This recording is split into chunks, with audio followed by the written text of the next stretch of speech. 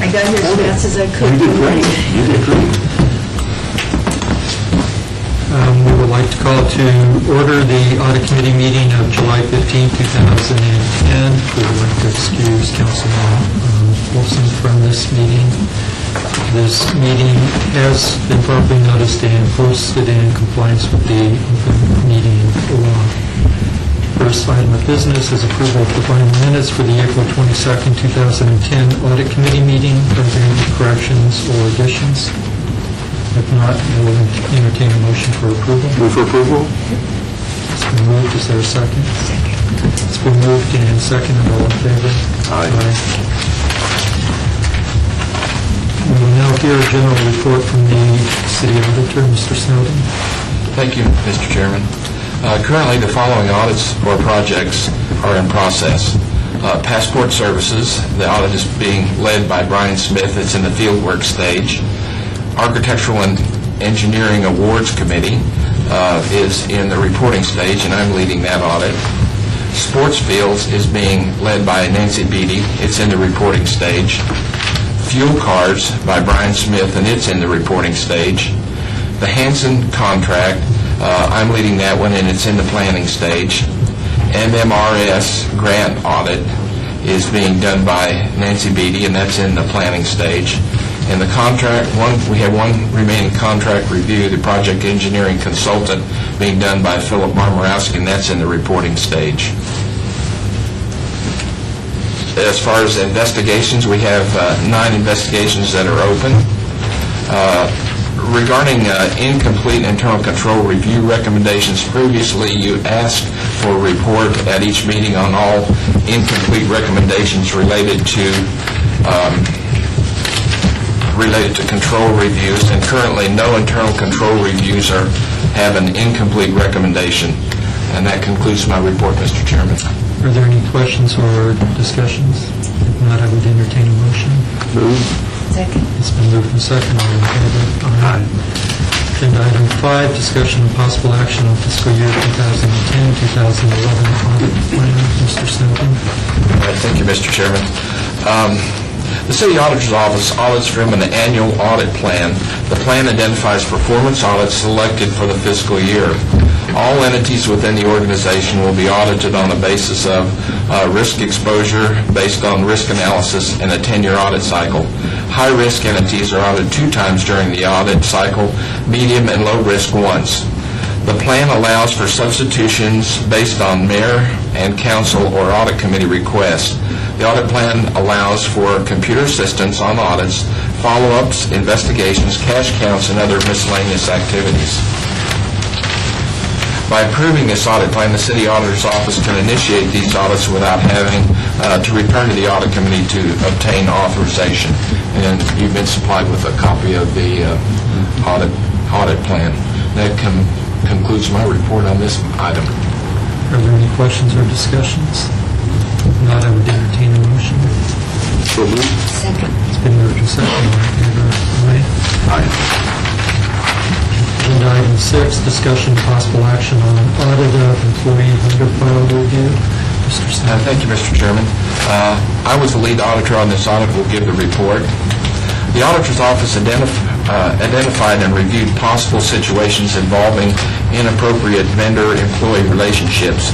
We would like to thank the Finance and Business Services, Purchasing and Contracts Division, as well as Human Resources and Information Technology for their aid in completing this review. Employees are restricted by the Code of Ethical Standards as noted in NRS 281A020, which reads in part, a public office is a public trust. Held for the sole benefit of the people, a public officer or employee must commit to avoid conflicts between his private interest and those of the public he serves. However, neither an employee nor a relative of an employee are prevented from contracting with the city. Employees at the City of Las Vegas are further regulated on outside employment by city policy. The policy reads in part, employees shall not work, engage, or invest in any outside employment venture or transaction in the following situations. It is incompatible with the proper discharge of the employee's duties, might create a conflict of interest or impair the employees or the city's efficiency. The policy allows city management to evaluate the relationship and to deny a request if it's determined the outside employment is not in the best interest of the city. In our review, we reviewed 57,309 vendor and 3,163 employee records. We noted 4,387 possible matches, and we identified 40 matches for further review. Regarding conclusions, 19 employees were either employees or relatives of employees who contracted with the city. Related to the audit findings, first one is adherence to existing policy. 3 of 12, or 25% of the employees identified, properly followed existing city policy. 6 of the 9 employees noted not following existing city policy were part-time leisure service employees and exempted by the Leisure Services Department from conforming to the policy. I'd like to also note that existing internal controls did not identify employees for inclusion in the outside employment policy. The second finding had to do with conflicts of interest. 19 employees were noted as either contracting with the city or relatives were contracting with the city as a vendor. 16 or 84% situations created, in our opinion, a possible conflict of interest that was not reviewed and approved by management. The relatives of an employee could place the employee in the same dilemma regarding the public trust and potential conflict of private interest. And there is no current city policy which addresses this situation. The third finding had to do with City of Las Vegas business licenses. 15 of 19, or 79%, employees or relatives did not have the appropriate City of Las Vegas business licenses. Existing internal controls do not adequately identify employees, and an employee's relative doing business with the City of Las Vegas for review for a business license. Related to the recommendations, we have made the following recommendations. Improve the system of internal control that identifies and documents when employees contract or act as a vendor for the city. Design a system of internal control that identifies and documents when employees' relatives contract or act as a vendor for the city. Design a system of evaluation with supporting documentation regarding the determination of independence or conflicts of interest.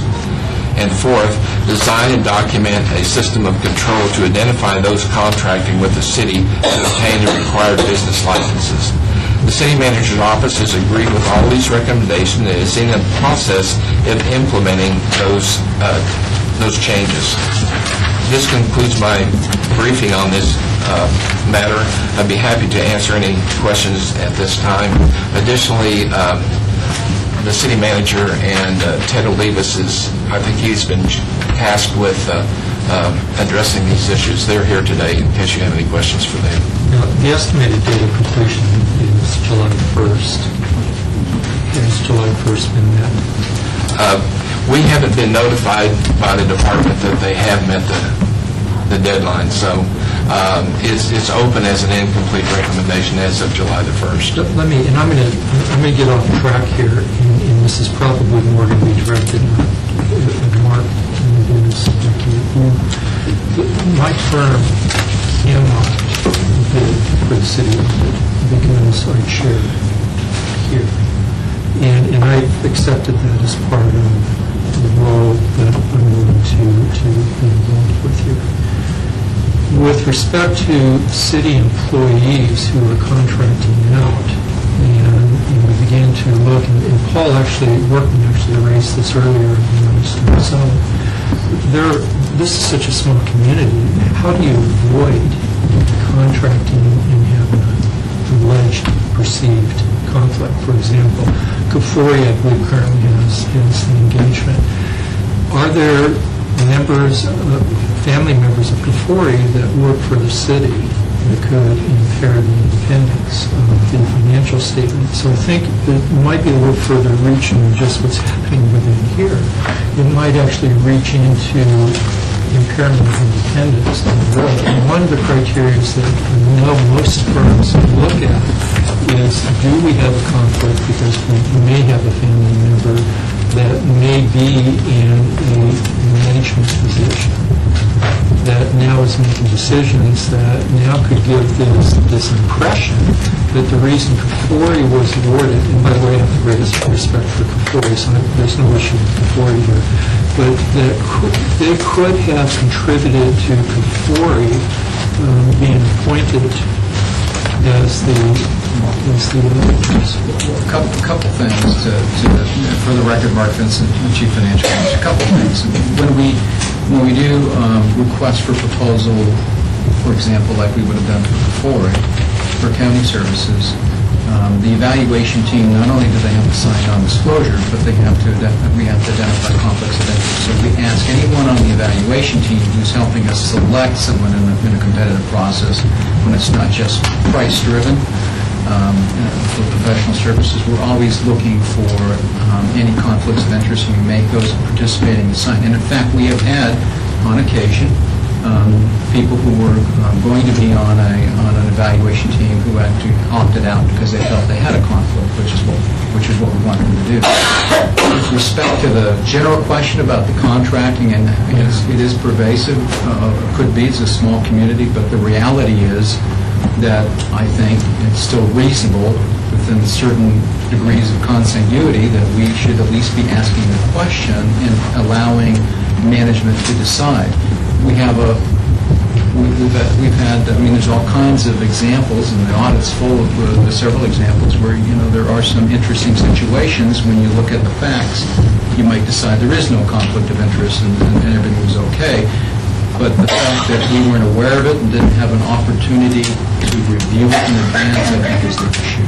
And I'm going to date myself a little bit to Councilman Weekly. And we had a concern some years previous, and Councilman Weekly actually raised this during his tenure, that the city within itself has, in his opinion, both on I'm going to use the wrong term here, but for the request for proposals, really did not evaluate if there were internal conflicts, meaning within the management of the city. And this has been around for quite some time. This is per se not new. Right. And there was a timing, there was a date of completion for that particular issue that I would have thought would have tied into what's happening here, but apparently... Well, I can give you a specific example of the uniqueness of the situation and something that was in my shop that I would have liked to have been aware of, but since it was brought to our attention, we looked into it and we didn't have any conflict of interest. But the situation was such that I had a financial analyst who, by the way, was responsible, one of his internal customers was the municipal court, and the municipal court, on occasion, has to have interpreters, and they had apparently hired his wife as an interpreter for the court. At first glance, it's something that would raise a flag for me, and say, well, how does that happen? But then I discovered that the way that the district court controls the assignment of interpreters in the valley for all the cases in the valley, and when you call the court services, they just assign one to you. There's no control you have over it. His wife is an interpreter, been working in the system for all these years. The further issue was, I was aware she was an interpreter, and I thought she was an employee of the county. Not the case. In the county system, interpreters are contract employees. And so then the issue came up, okay, so I don't really say conflict of interest. She was chosen independently. There's a process in place to do that. But now I got a different issue. I got an issue that I got a vendor potentially who's not licensed. And so then we have to deal with that issue. So, had we had a policy in place that was looking for that sort of thing, and that would, before we hired this person, if we would have asked the proper questions about, do you have any relatives within this degree of consanguinity working in the city, we could have got an answer, we could have reviewed it and decided in advance there was no issue. Finding out after the fact is embarrassing. And so sometimes I think a lot of these cases, maybe we don't have a conflict of interest, but we have a possibility for perception, and we have a possibility that the city could be embarrassed about finding out about something that perhaps didn't have a conflict, but the fact is we're not aware of it. So Is there a nepotism policy that the city has? Yes. But this is outside of that nepotism policy. Well, I think this is a different look at if there's an employee-vendor conflict. And, I look at these numbers and I think really what RAD was able to identify working with us, because this was something that we actually asked for close to a year ago, recognized that there were some issues associated with the way we had changed some information that we captured through our procurement process, which we've been fixing, to make sure that people have to declare if they have a relationship with the city, an employment relationship. Compared to what prompted us to ask this question, having less than 1% show up is pretty good compared to what the state was dealing with, for instance. Okay, so I think our policies are pretty darn good. They just need a little refining. So that this stuff that didn't get caught in an already tight filter does, and that we at least have explanations for kind of unique situations like the one described with what Daniel's an accounting tech? No, that was I didn't want to use it because there was a financial analyst. A financial analyst and his wife was a contractor to the court, through the county. Those are weird things you're probably not going to pick up on in any normal course of doing business, unless you look to this level of detail. So what we've done is we've completed a draft that we will begin circulating through our policy approval process that will, I think, tighten the net on these kinds of situations, but also give us an opportunity to review unique circumstances, such as the one Mark looked at, where on its face you might think there's something weird there, something that we should look into. We look into it and then we say, well, nobody really has any decision-making control or is going to benefit from some decision-making regimen that they're included in. So I'm sorry that this has taken us a long time, but in our normal way of doing things, we decided that we were going to fix 5 things when we were asked to fix 1 in a policy, and it made it cumbersome. So we've redrafted the policy and have come up with a particular policy to look at this employee-vendor relationship issue, to further refine it and really put it right back on the employee to declare. And if they don't, then there will be appropriate action taken in that regard.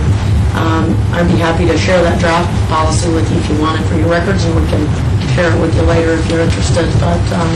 But I think it gets us where we need to go, and it's something that will be relatively easy to integrate into our standard employee training, so people are real clear that they've got an obligation to, one, not participate in a conflict where they benefit from their position in ways that they shouldn't outside of their salary and benefit structure, as well as giving the department director, the employee, and the manager's office and human resources an opportunity to review unique circumstances. So I'm pretty comfortable with where we're going with it, and I feel like there'll be something that'll tighten this down substantially. Well, and you pointed out, in the so that you made the request for this audit, it wasn't one of the forms where RAD said how this would look. Or that there was a problem that prompted it. Right. Any further questions? I did have one question, and some of it's been answered, but my question was, and again, I agreed with Betsy that the findings look relatively reasonable, or even somewhat less than some places haven't. Was there any of these that were found that were problematic, such that further action had to be taken, whether from a legal standpoint or criminal or anything? Did any of this point up a serious problem? Any of these? I don't recall there being. I thought there was one instance that caused me problems that I think we need to tighten up. And Brad and I've talked about that, and we've talked with the department and the way they handled that. And I think there were some extenuating circumstances regarding that situation. That employee is no longer in our employ either, by the way. But I think it was more of a management, we need to tighten up the management decision-making process to prevent those kinds of circumstances from occurring. And also enhance our communication so that one hand knows what the other's doing, even if you might be talking about two discrete separate sources of funding, which is what happened in this situation. So there was one area that caused me some concern that I felt like we need to improve upon. And I think we will be able to do that as a result of this audit and putting into place sufficient policies. Then and I'm going to pick up the whole and see if I could, Mark. Let me, this policy, I think what the findings are and what you all have agreed to is excellent. The one thing that Mike Kern does not do is, after this meeting, walk up and say, hey, Mark, we're getting work for my firm to do. I don't press the flesh and say, I think this kind of policy needs to apply to these board members.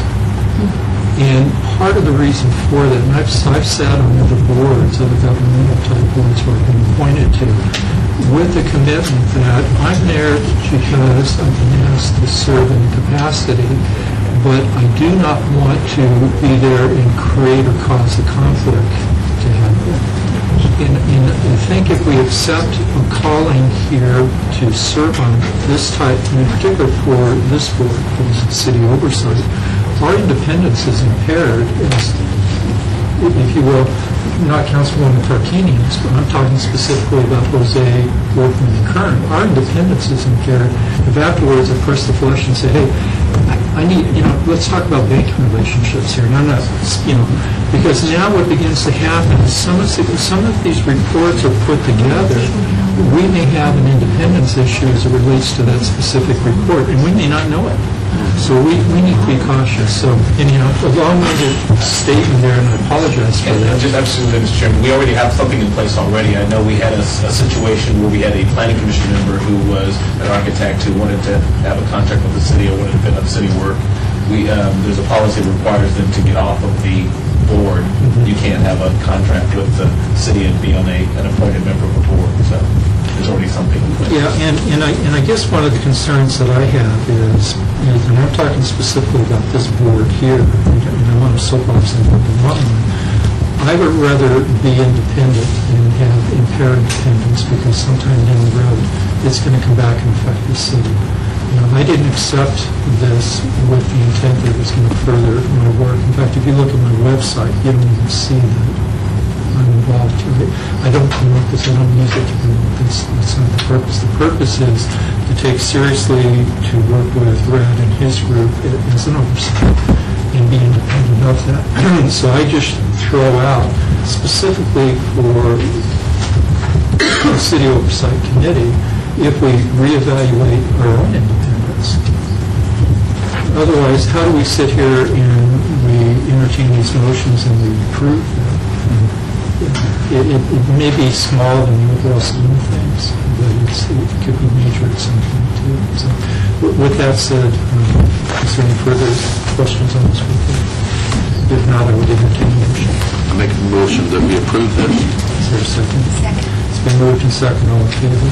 Aye. Thank you.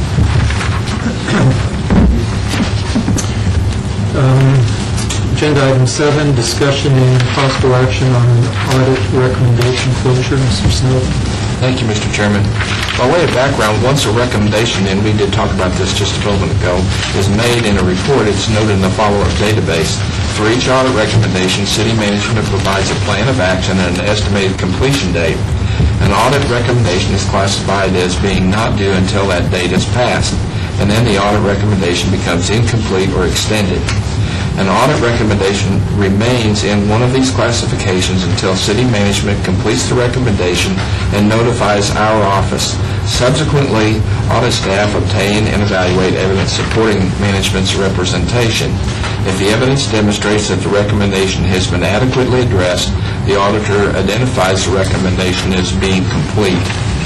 The other method utilized to complete a recommendation is to obtain permission from the audit committee to change the status to complete because the recommendation is no longer applicable or for some other reason.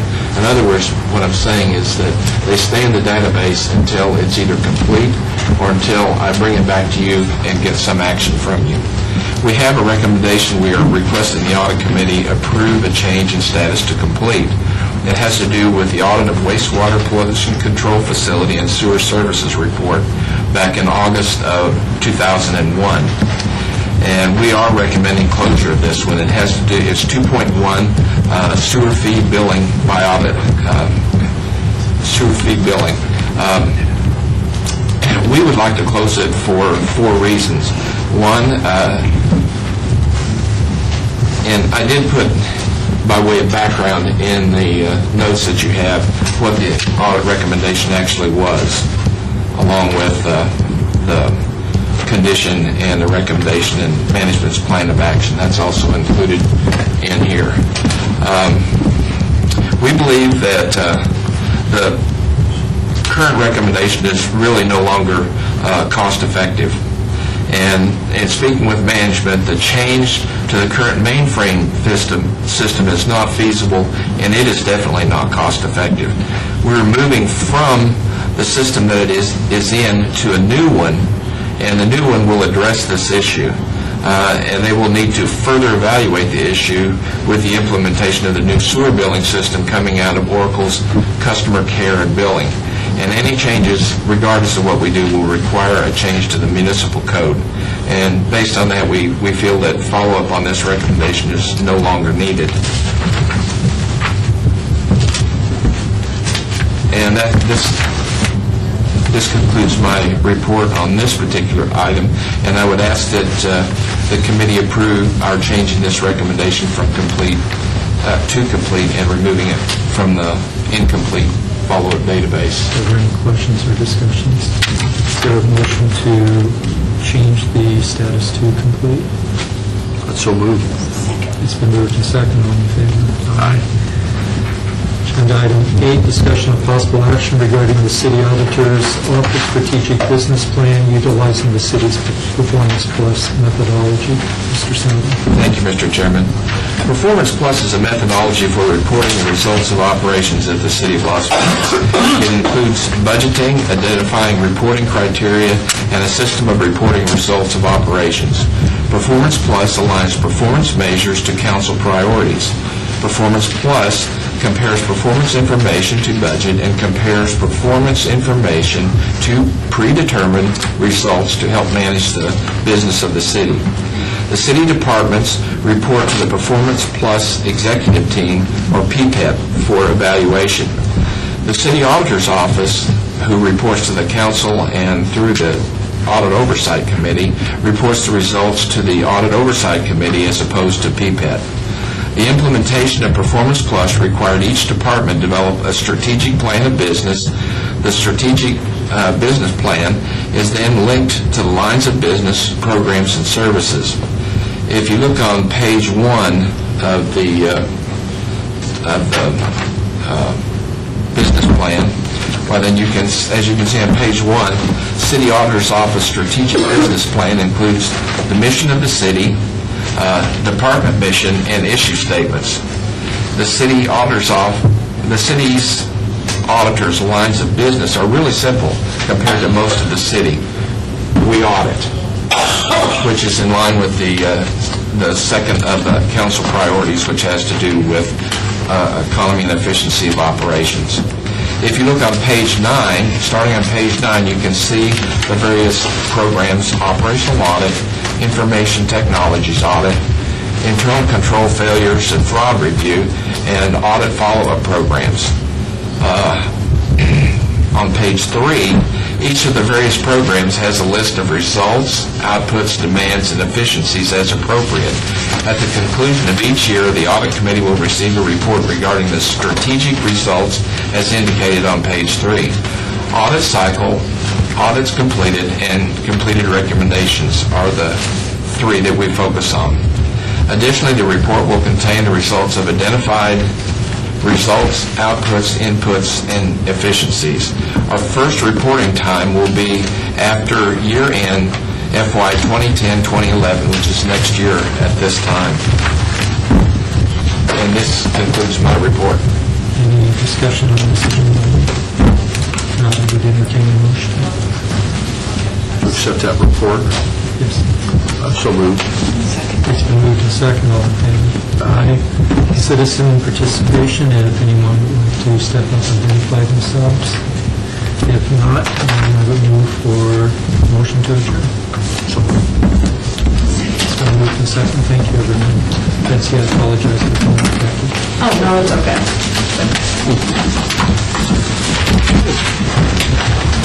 I've been called worse. Thank you very much.